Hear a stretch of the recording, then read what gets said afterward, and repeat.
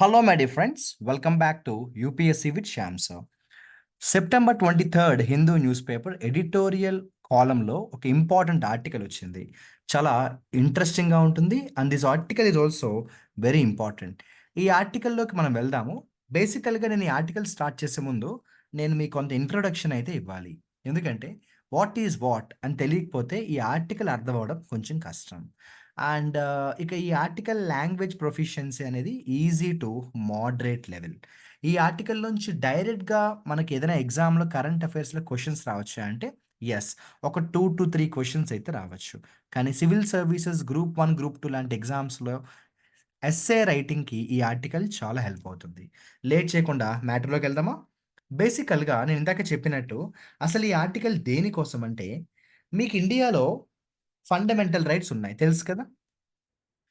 మనకున్న ఫండమెంటల్ రైట్స్‌లో right to freedom of expression కానీ, రైట్ టు స్పీచ్ ఇవన్నీ ఉన్నాయి కదా! ఇప్పుడు నాకు నచ్చిన ఒక విషయాన్ని, నేను నమ్మిన ఒక విషయాన్ని ఎక్కడైనా ట్విట్టర్‌లో కానీ, ఫేస్‌బుక్‌లో కానీ, యూట్యూబ్‌లో కానీ చెప్పొచ్చు కదా! నేను చెప్పిన ఒక విషయం గవర్నమెంట్ ఒకవేళ రాంగ్ అని అనుకుని, రాంగ్ అని నమ్మి, శ్యామ్ సార్ చెప్పింది రాంగ్ అని చెప్పిందనుకోండి, అప్పుడు నేను యూట్యూబ్‌లో పెట్టిన వీడియో గాని, ఫేస్‌బుక్‌లో పెట్టిన ఇన్ఫర్మేషన్ కానీ డిలీట్ చేయాలి కదా! ఒకవేళ నేను పెట్టింది రైట్ అయితే డిలీట్ చేయక్కర్లేదు కదా! అయితే రీసెంట్‌గా ఏమైందంటే సెంట్రల్ గవర్నమెంట్, మన ఇండియన్ గవర్నమెంట్ ఏం చేసిందంటే ఆల్రెడీ 2023లో ఉన్న ఒక యాక్ట్‌ని అమెండ్‌మెంట్ చేసింది. అమెండ్ చేసి ఫ్యాక్ట్ చెకింగ్ యూనిట్ అని చెప్పేసి ఒక యూనిట్‌ని పెట్టింది. వాళ్ళు ఏదైతే రైట్ అని నమ్ముతారో అదే రైట్ ఇన్ఫర్మేషన్ అంట. వాళ్ళ దృష్టిలో ఏదైనా ఇన్ఫర్మేషన్ రాంగ్ అయితే అది రాంగ్ అయిపోవాలంట. అది రాంగ్ కాకపోయినా రాంగ్ అనే మనం ఫిక్స్ అయిపోవాలంట. సో, ఇలా కొన్ని స్ట్రిక్ట్ రూల్స్‌ని మన ముందుకు తీసుకొచ్చారు. దానికి సంబంధించిన ఆర్టికల్.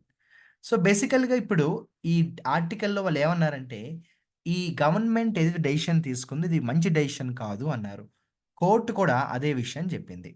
Unwarranted curbs. కర్బ్ అంటే కంట్రోల్ చేయడం, ఆపడం. అన్‌వారంటెడ్ అంటే పర్మిషన్ లేకుండా. అంటే సరైన లైసెన్స్ లేకుండా. సో, సరైన పర్మిషన్ లేకుండా ఆపకూడదు అని ఇండైరెక్ట్‌గా చెప్తున్నాడనమాట. Fact checking cannot be an excuse to impose censorship. నువ్వు సెన్సార్‌షిప్‌ని ఇంపోజ్ చేయడానికి ఫ్యాక్ట్ చెకింగ్ చేస్తున్నామని సాకులు చెప్పకూడదు అంటున్నాడు. Fact checking cannot be an excuse to impose censorship.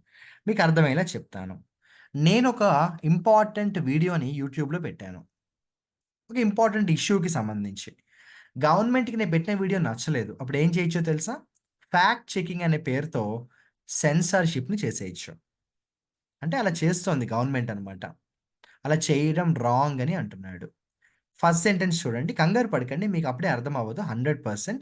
Article అయ్యేటప్పటికి క్లారిటీ వస్తుంది. First sentence. The centre's move to create a fact checking unit empowered to order the removal of fake or false or misleading information from digital or social media platforms was never likely to succeed. ఈ మధ్య కాలంలో మన central government ఏం చేసింది? ఒక fact checking unit అని ఒక యూనిట్‌ని create చేసింది. వాళ్ళు క్రియేట్ చేసిన ఈ యూనిట్ వల్ల ఇప్పుడు ఏమైందంటే, గవర్నమెంట్‌కి ఒక పవర్ వచ్చేస్తుందనమాట. ఆ పవర్ ప్రకారం ఏ ఇన్ఫర్మేషన్ అయినా కూడా రిమూవ్ చేసేయొచ్చు. అంటే వాళ్ళ దృష్టిలో అది రాంగ్ ఇన్ఫర్మేషన్ అని అనిపిస్తే, సోషల్ మీడియా ప్లాట్‌ఫార్మ్స్‌లోంచి, డిజిటల్ ప్లాట్‌ఫార్మ్స్‌లోంచి దాన్ని మనం రిమూవ్ చేయాల్సిందే. రిమూవ్ చేయడం నా నాకు ఇష్టం లేకపోయినా, నేను బలవంతంగా దాన్ని రిమూవ్ చేయాలి. ఎందుకంటే గవర్నమెంట్ రిమూవ్ చేయమని చెప్పింది కాబట్టి. ఇదంత మంచి పద్ధతి కాదు అని అంటున్నాడు. This was never likely to succeed. ఇది సక్సీడ్ అవ్వడం కూడా కష్టం అంటున్నాడు. ఇది సడెన్‌గా ఇప్పుడు న్యూస్‌లోకి ఎందుకొచ్చిందో తెలుసా? చూడండి second sentence. Justice A S Chandurkar justice A S Chandurkar of the Bombay high court struck down the amended rule. యాక్చువల్‌గా నేను చెప్పినట్టు అంతకు ముందే ఆల్రెడీ యాక్ట్ ఉండేది. దీన్ని అమెండ్ చేసింది మన central government.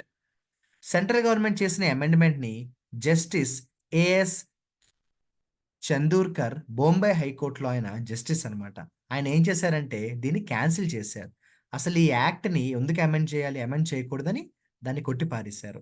In a tie breaking ruling after a 2 judge bench. ఒక 2 జడ్జెస్‌తో ఒక బెంచ్ అయితే ఫార్మ్ చేశారు ఈ జాన్యువరిలో. వీళ్ళు డిఫరెన్స్ ఆఫ్ ఒపీనియన్స్‌తో విడిపోయారనమాట. సో, ఇది ఎంతవరకు కాన్స్టిట్యూషనల్‌గా చెయ్యొచ్చు? దీనికి ఎంతవరకు రాజ్యాంగ హక్కుంది? అంటే గవర్నమెంట్ తలుచుకుంటే మనం పెట్టిన ఇన్ఫర్మేషన్‌ని రిమూవ్ చేయడం ఏంటి? నేను పెట్టిన ఇన్ఫర్మేషన్ ఫేక్ అని గవర్నమెంట్ ఎలా చెప్తుంది?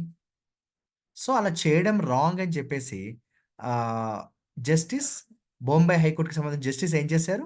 ఈ ఇన్ఫర్మేషన్‌ని ఈ పర్టిక్యులర్ ఏదైతే అమెండెడ్ రూల్ ఉందో దాన్ని స్ట్రైక్ డౌన్ చేసేసారనమాట. అంటే గవర్నమెంట్ తీసుకున్న డెసిషన్‌ని ఈ జస్టిస్ రాంగ్ అని చెప్పేసారు. థర్డ్ సెంటెన్స్ చూడండి ఏమన్నాడు? In an opinion that makes it A 2:1 decision. He agreed with the view of Justice G.S. Patel, who had held that the provision violated the right to freedom of expression and sought to cohesively classify speech as true or false based on vague and undefined term.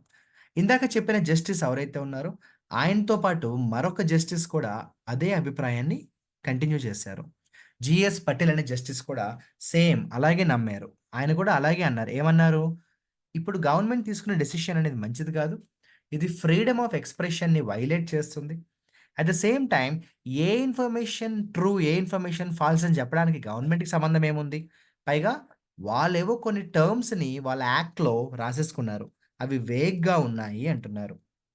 So, government తీసుకున్న decision ఏదైతే government amendment చేసిందో అది మంచి పద్ధతి కాదు అంటున్నాడు. The rule యాక్చువల్‌గా ఎప్పుడు ఇంట్రొడ్యూస్ అయింది? As an amendment in 2023 to the rules governing information technology intermediates and digital media ethics మెంట్ that once the fact checking unit flagged a piece of information as fake, false or misleading, the platform was bound to take it down. యాక్చువల్‌గా 2023కి సంబంధించిన ఈ act ఏదైతే ఉందో దాన్ని government amend చేసిందనమాట. యాక్చువల్‌గా దేన్ని అమెండ్ చేసిందంటే కొన్ని రూల్స్ ఉండేవి అంతకుముందు. దేనికి సంబంధించిన రూల్స్? ఐటీ ఇన్ఫర్మేషన్ టెక్నాలజీకి సంబంధించిన అలాగే డిజిటల్ మీడియాలో ఎథిక్స్ ఉంటాయి గదా! సో, వాటికి సంబంధించి ఏవైతే రూల్స్ ఉన్నాయో, ఆ రూల్స్‌ని అమెండ్ చేసేసింది గవర్నమెంట్ 2023లోనే. ఇప్పుడు దానివల్ల ఏమైంది తెలుసా? ఒకవేళ ఫ్యాక్ట్ చెకింగ్ యూనిట్ గాని ఏదైనా ఇన్ఫర్మేషన్ రాంగ్ అని నమ్మితే, ఆ పర్టిక్యులర్ ప్లాట్‌ఫార్మ్ ఏదైతే ఉందో, అది యూట్యూబ్ కానీ, ఫేస్‌బుక్ కానీ, ట్విట్టర్ గాని, వాళ్ళు ఆ ఇన్ఫర్మేషన్‌ని రిమూవ్ చేయాల్సిందే. ఒకవేళ వాళ్ళు ఇన్ఫర్మేషన్ రిమూవ్ చేయకపోతే గవర్నమెంట్ వాళ్ళ మీద యాక్షన్ తీసుకుంటుందంట. అదే అన్నాడు చూడండి. Failure to do so would result in its losing its safe harbour protection or exemption from legal action for third party content hosted on a platform. ఒకవేళ గవర్నమెంట్ రిమూవ్ చేయమన్నా కూడా వీళ్ళు రిమూవ్ చేయకపోతే వాళ్ళ మీద గవర్నమెంట్ యాక్షన్ తీసుకుంటుంది. ఎలా అంటే సేఫ్ హార్బర్ ప్రొటెక్షన్ పోతుంది. అదే విధంగా వాళ్ళకి లీగల్ యాక్షన్ కూడా గవర్నమెంట్ తీసుకుంటుంది వాళ్ళ మీద. అంటే వాళ్ళకుండే ఇమ్యూనిటీ కూడా తగ్గిపోతుందనమాట. Editors and publishers rightly saw the creation of fact-checking unit in the Press Information Bureau as a mechanism by which center could censor anything that it disputes. So చాలామంది editors, publishers వీళ్ళందరూ ఏమన్నారంటే, అసలు ఈ fact checking unit చాలా ప్రమాదకరమైంది. ఇప్పుడు ఇది నిజంగా కానీ ఇంప్లిమెంట్ అయితే గవర్నమెంట్ తనకి నచ్చినట్టు చేసేస్తుంది. మీ అందరికీ పీఐబీ అంటాం కదా! Press information bureau. దాంట్లో చాలా ఇంపార్టెంట్ ఇన్ఫర్మేషన్ పెడుతూ ఉంటారు. సో, ఇప్పుడేమైందంటే ఈ ఫ్యాక్ట్ చెకింగ్ యూనిట్ గాని, ఆ ఇన్ఫర్మేషన్ రాంగ్ అని తెలిస్తే రిమూవ్ చేసేస్తుంది. లేదా రిమూవ్ చేయమని ఫోర్స్ చేస్తుంది. అదే అన్నాడు చూడండి. Editors and publishers saw the creation of this unit in the press information bureau as a mechanism by which centre could censor anything that it disputes. ప్రభుత్వ వ్యతిరేక ఇన్ఫర్మేషన్ అంటే any information which is against government can be now removed by the government itself. అప్పుడు అది democracy ఎలా అవుతుంది? అది ప్రజాస్వామ్యం అని మనం ఎలా పిలుస్తాం ఇప్పుడు కాదు గదా! డెమోక్రసీ అంటే everybody has a right to express his or her opinion కదా! Political satirists will be forced into censorship, argued comedian Kunal కర్మ. సో, కునల్ కమ్రా అని ఒక ఫేమస్ కమెడియన్ ఉన్నారు.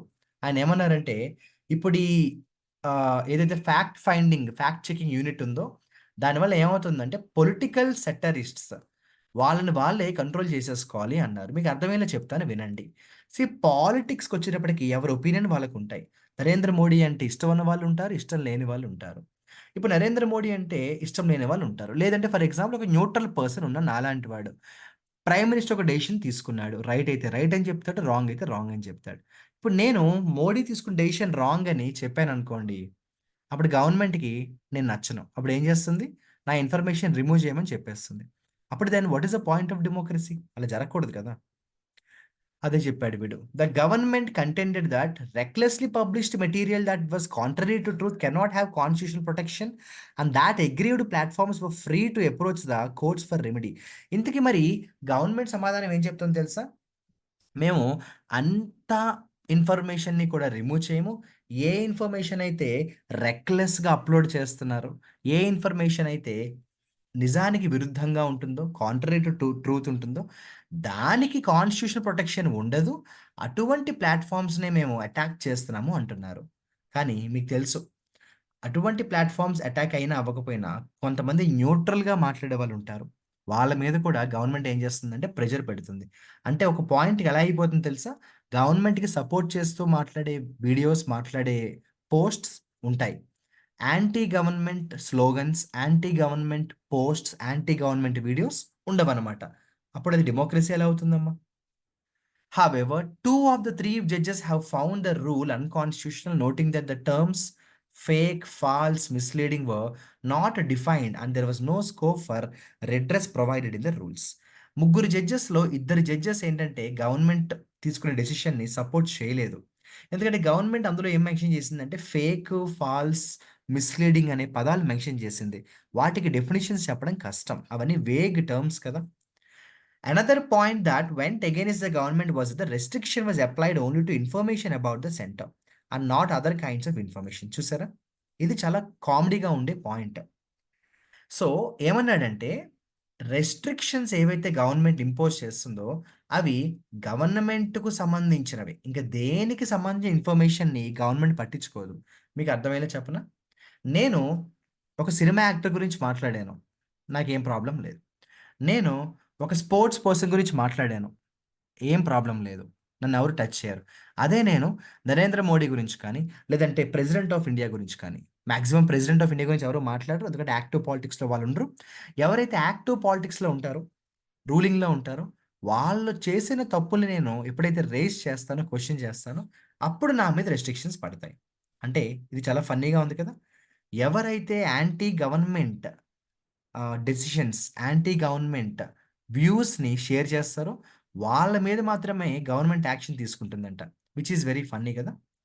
జస్టిస్ చందుర్కర్ ఏమన్నారంటే, he also agreed with Patel that restriction on free speech based on whether something is true or false was not one of the circumstances listed in article 19(2) of the constitution for imposing reasonable restriction. మీ అందరికీ fundamental rights తెలుసు కదా! అందులో article 19 class 2లో reasonable restrictions అని కూడా ఉంటాయి. మీ అందరికీ తెలుసు. ఎమర్జెన్సీ టైంలో లేదంటే కొన్ని ఇప్పుడు మన కోవిడ్ లాక్‌డౌన్ వచ్చింది. కోవిడ్ లాక్‌డౌన్ టైంలో మనం బయటికెళ్ళకూడదు. అలాగే రోడ్డు మీద తిరగకూడదు. సో, రీజనబుల్ రెస్ట్రిక్షన్స్ పెడతారు. కానీ ఆర్టికల్ 19(2)లో కూడా లేని విషయాలన్నీ కూడా ఇప్పుడు మన వాళ్ళు కొత్తగా తీసుకొచ్చి పెడుతున్నారట. ఫ్రీ స్పీచ్ రెస్ట్రిక్ట్ చేస్తున్నారు అని చెప్తున్నాడనమాట. The other judge on the bench, Neela Gokhale, had upheld the rule, holding that it was not vaguely worded and that there was no bar on a platform publishing a disclaimer to retain its safe harbor protection. So ఆ ముగ్గురు జడ్జెస్‌లో ఇద్దరు judges ఏమో government తీసుకున్న డెసిషన్‌ని wrong అని చెప్తే, justice నీలా గోఖలే మాత్రం గవర్నమెంట్‌కి support చేశాడు. ఏమన్నాడంటే, it was not vaguely worded and that there was no bar on platform publishing a disclaimer to retain its safe harbour protection. So, ఆ ముగ్గురు జడ్జెస్‌లో ఇద్దరు జడ్జెస్ మాత్రం యాంటీ గవర్నమెంట్ ఉన్నారు. ఒక్క జడ్జ్ మాత్రం గవర్నమెంట్‌కి పూర్తిగా సపోర్ట్ చేస్తున్నాడనమాట. సో, షీ అంటే third judge. She also rejected the idea that such a rule would have a chilling effect on free speech. So, చాలామంది ఏమన్నారంటే, ఇప్పుడు గవర్నమెంట్ తీసుకున్న కొత్త డెసిషన్ వల్ల చాలా ప్రమాదం, డేంజరస్ కాన్సిక్వెన్సెస్ ఉంటాయన్నారు. కానీ ఆ థర్డ్ జడ్జ్ నీలా ఎవరైతే ఉన్నారో తను ఈ మాటని ఒప్పుకోలేదు. The prevalence of misinformation on false information is a problem that undoubtedly requires to be tackled. But it cannot be an excuse to create a mechanism by which the government becomes a judge. In its own cause or the sole arbiter of what information about itself is misleading. ఇది beautiful sentence. ఈ total sentence మీకు అర్థమయ్యేలా చెప్తాను వినండి. మీరు Facebook చూస్తుంటారు, YouTube చూస్తుంటారు. చాలా social media platforms, even main stream television ఛానెల్సే ఉంటాయి. తెలుగు న్యూస్ ఛానెల్స్ తీసుకోండి, టీవీ నైన్ లాంటివి. వాళ్ళు చెప్పేవి 100% నిజాలే అని మనం నమ్మగలమా? లేదు. ఫర్ ఎగ్జాంపుల్ ఈటీవీ పెడితే ఒక పార్టీకి పాజిటివ్‌గా మాట్లాడతారు. సాక్షి పెడితే ఇంకొక ఛానెల్‌కి సపోర్ట్‌గా మాట్లాడతారు. ప్రైమ్ 9 పెడితే ఇంకొక పార్టీకి సపోర్ట్‌గా మాట్లాడతారు. చాలా మటుకు న్యూస్ ఛానెల్స్ అన్నీ పొలిటికల్ ఆహ్, ఫేవర్ ఆహ్, పొలిటికల్ పార్టిసన్‌షిప్ చేస్తూ ఉంటాయి. అంటే సపోర్ట్ చేస్తుంటాయి. సో, ఖచ్చితంగా ఒకటైతే నిజం. మిస్‌ఇన్ఫర్మేషను, ఫాల్స్ ఇన్ఫర్మేషన్ చాలా ఉంది. ఏది నిజం, ఏది అబద్ధం అని నమ్మలేకపోతున్నాం. సో, ఖచ్చితంగా ఈ ప్రాబ్లమ్‌నయితే టాకిల్ చేయాలి. కానీ, ఈ ప్రాబ్లమ్‌ని టాకిల్ చేస్తున్న కారణం చెప్పి, గవర్నమెంటే జడ్జిలాగా బిహేవ్ చేసి, తనకు ఎగెయినిస్ట్‌గా మాట్లాడిన వాళ్ళని తొక్కేసి, తనకి భజన చేసే వాళ్ళని మాత్రం ఎంకరేజ్ చేస్తే, అది రాంగ్ అంటున్నాడు. So, it's a beautiful article నాన్న. సింపుల్‌గా చెప్పాలంటే ఈ ఆర్టికల్‌లో 3 పాయింట్స్ ఉన్నాయి. ప్రస్తుతం సొసైటీలో చాలా మటుకు మనకి ఫేక్ ఇన్ఫర్మేషన్, ఫాల్స్ ఇన్ఫర్మేషన్ కనిపిస్తుంది. అది చాలా సీరియస్ ప్రాబ్లమ్. ఏది నిజం, ఏది అబద్ధం ఎవరం చెప్పలేకపోతున్నాము.